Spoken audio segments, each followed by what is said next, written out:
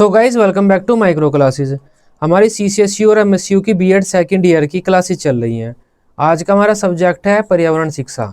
आज का हमारा टॉपिक रहेगा खाद्य श्रृंखला, भोजन श्रृंखला, जिसे हम बोल देते हैं फूड चेन। क्या होता है ये शॉर्ट में आता है, लॉन्ग में तो नहीं आता, लेकिन मोस्ट इंपॉर्टेंट क्वेश्चन है आपके बीएड एग्जाम की दृष्टि से बात करें तो हम, लेकिन आता शॉर्ट में। तो ये जो भोजन श्रृंखला होती है वो क्या होती है उसके बारे में हम पढ़ते हैं। देखो, जो भोजन श्रृंखला होती है वो हमारा परितंत्र का एक हिस्सा होता है, परिस्थितिकी तंत्र का एक हिस्सा होता है। अब पारिस्थितिकी तंत्र क्या होता है वो हमने पिछली क्लासेस में पढ़ लिया है। पारिस्थितिकी तंत्र एक ऐसा तंत्र होता है जो पर्यावरण के जैविक तत्वों और अजैविक तत्वों में आपसी निर्भरता, आपसी संबंध को दर्शाता है। पारिस्थितिकी तंत्र में क्या होता है, पेड़ पौधे भूमि से बहुत से तत्वों का अवशोषण करते हैं, सूर्य के प्रकाश की उपस्थिति में अपने भोजन का निर्माण करते हैं, और पेड़ पौधों को जो शाकाहारी जीव है वे खा लेते हैं, इन्हें अन्य मांसाहारी जीव खा लेते हैं और इन्हें बड़े मांसाहारी जीव खा लेते हैं। इस तरह से जो ऊर्जा सूर्य से पेड़ पौधों को प्राप्त हुई थी वो एक जीव से दूसरे जीव में जाती रहती है, क्योंकि पेड़ पौधे अपने भोजन का निर्माण स्वयं करते हैं। भोजन का निर्माण करने के लिए ये सूर्य से ऊर्जा प्राप्त करते हैं और हमारे भूमि से लवणों का शोषण करते हैं, पदार्थों का शोषण करते हैं। तो जो ऊर्जा सूर्य से पेड़ पौधों को प्राप्त हुई, पेड़ पौधों ने उसे लेकर अपने भोजन का निर्माण किया और खुद बड़े हो गए। उसके बाद शाकाहारी जीवों ने पेड़ पौधों को खाया तो वो ऊर्जा हमारे शाकाहारी जीवों को प्राप्त हुई। फिर मांसाहारी जीवों ने शाकाहारी जीवों को खाया तो वो ऊर्जा मांसाहारी जीवों को प्राप्त हुई। तो इस प्रकार भोजन की एक चैन बन जाती है कि पेड़ पौधों को ये खरगोश खाएगा, खरगोश को लोमड़ी खाएगी, लोमड़ी को शेर खाएगा। तो वो जो चैन बन जाती है उस चैन को हम बोलते हैं भोजन श्रृंखला।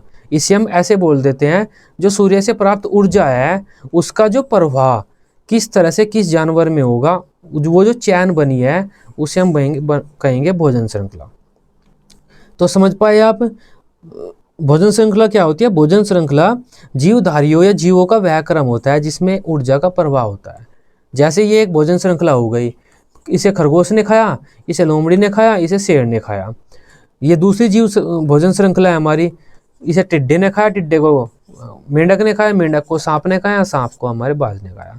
इसके अलावा अन्य कोई भोजन श्रृंखला हो जाती है, पेड़ पौधों को हमारा टिड्डा खा सकता है, टिड्डे को मेंढक खा सकता है, मेंढक को सांप खा सकता है, सांप को मोर खा सकता है, मोर को हमारा लोमड़ी खा सकती है, लोमड़ी को शेर खा सकता है। तो अलग अलग हमारी इस तरह से भोजन श्रृंखला बन जाती है। तो भोजन श्रृंखला क्या होती है, परिस्थितिकी तंत्र में जीवधारियों का वह क्रम जिसमें ऊर्जा का हस्तांतरण होता है, उस ऊर्जा के हस्तांतरण वाले क्रम को हम भोजन श्रृंखला बोलते हैं।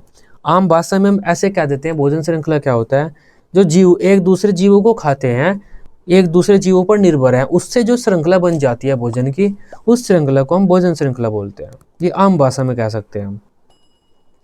परितंत्र में जीवधारियों का वह अनुक्रम जिसमें ऊर्जा का हस्तांतरण होता है भोजन श्रृंखला कहलाता है। तो भोजन श्रृंखला क्या होता है, परितंत्र में जीवधारियों का वह अनुक्रम है जिसमें ऊर्जा का हस्तांतरण होता है। प्राणी जगत को प्राप्त होने वाली इस ऊर्जा का मूल स्रोत सूर्य होता है।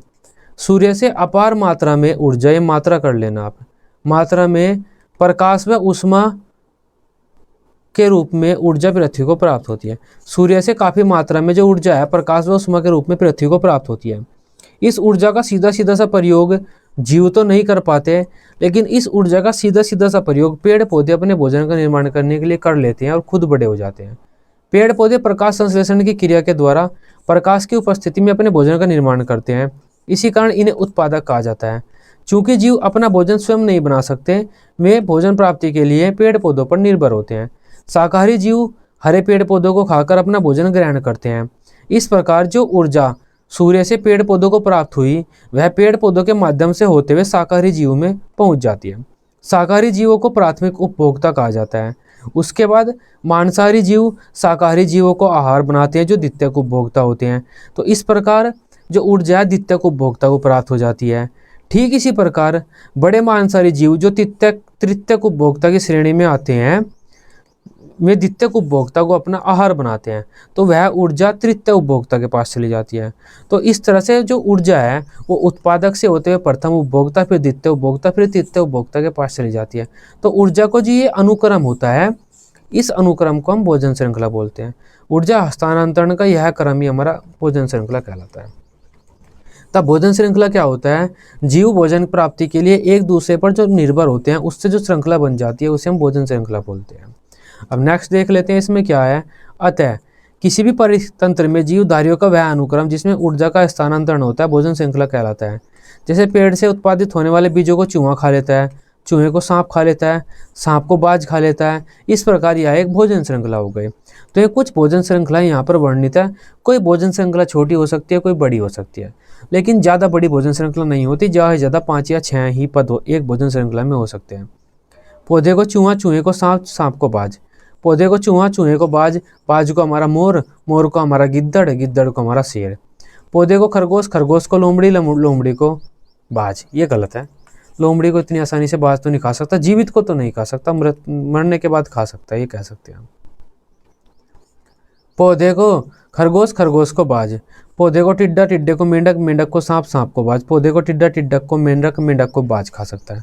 तो ये कुछ इस तरह से हमारी भोजन श्रृंखलाएं होती है। एक परितंत्र में अनेक खाद्य श्रृंखलाएं होती हैं। एक खाद्य श्रृंखला में उत्पादक होते हैं और शाकाहारी उपभोक्ता होते हैं और मांसाहारी उपभोक्ता होते हैं। खाद्य श्रृंखला के प्रत्येक स्तर पर 90% ऊर्जा की कमी हो जाती है।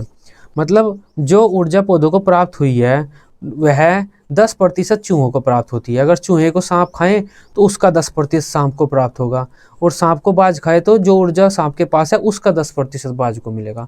तो एक स्तर पर जाने पर हमारे परितंत्र में हमारे 90% ऊर्जा का ह्रास हो जाता है।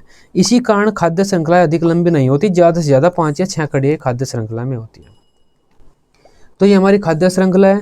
शॉर्ट क्वेश्चन में आता है, इतना काफ़ी है। आई होप इस टॉपिक को अब आप समझ पाए होंगे। वीडियो अच्छी लगी हो आप इसे अपने बीएड ग्रुप में दोस्तों के साथ शेयर कर सकते हैं। बीएड की सभी सब्जेक्ट की डेली रेगुलर क्लासेस लेने के लिए आप इस चैनल को सब्सक्राइब कर सकते हैं। Till then, bye bye, take care.